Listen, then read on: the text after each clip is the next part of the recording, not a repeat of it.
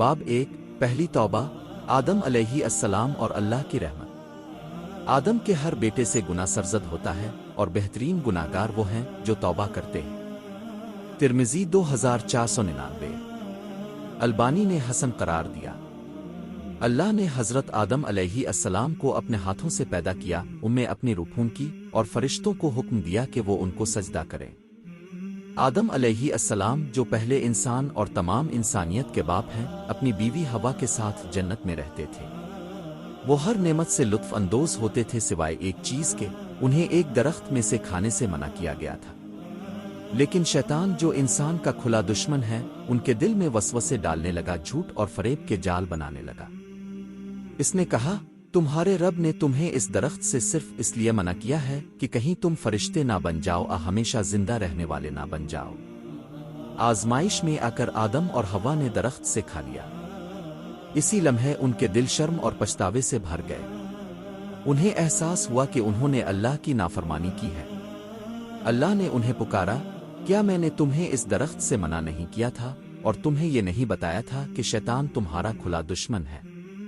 آدم اور حوا جو پچھتاوے سے بھرے ہوئے تھے، اللہ کی طرف رجوع ہوئے اور کہا، ربنا ظلمنا انفسنا وان لم تغفر لنا وترحمنا لنكونن من الخاسرین۔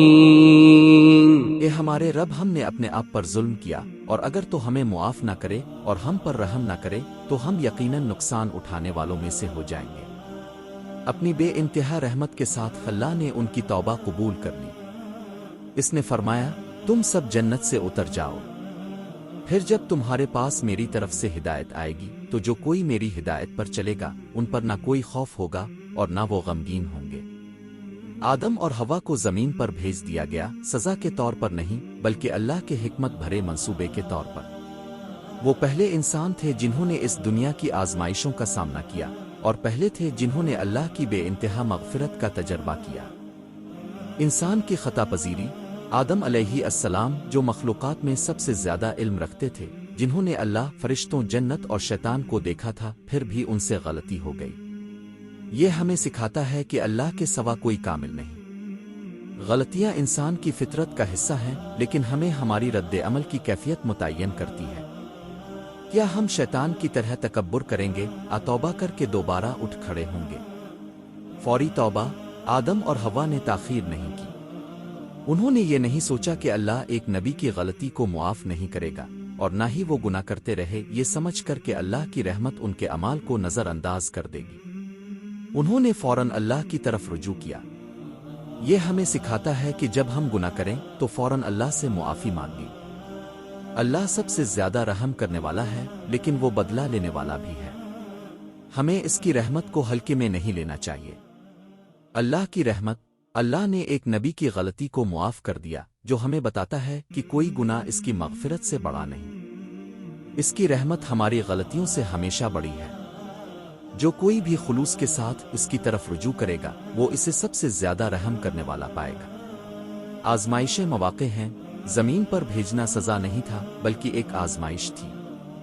زندگی کی مشکلات ہمارے لیے ترقی، توبہ اور اللہ کے قریب ہونے کے مواقع ہیں۔ ہمارا سب سے بڑا دشمن، یہ کہانی ہمیں یاد دلاتی ہے کہ شیطان ہمارا کھلا دشمن ہے۔ اس نے کہا، میں ان کے سامنے سے، پیچھے سے، دائیں سے اور بائیں سے ان پر حملہ کروں گا۔ تم ان میں سے اکثر کو شکر گزار نہیں پاؤ گے۔